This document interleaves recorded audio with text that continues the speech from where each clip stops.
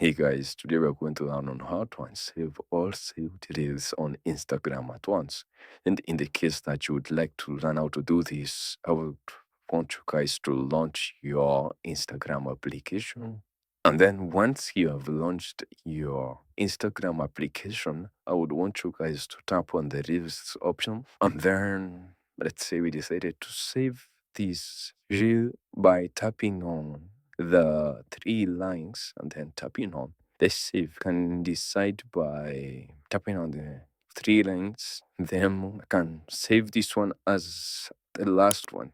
On here, I want you to tap on your profile and then tap on the three lines, then saved. Then I'd like you to tap on or post. From there, if you wanted to unsave this reels, I would like you guys to just tap on any of the reels, then tap on the unsave, which is the save, which is there, and it will unsave itself. We can try with this one and it will still unsave itself. And thank you guys for watching this video. Please do like, share, and subscribe, and I'll see you guys on the next video.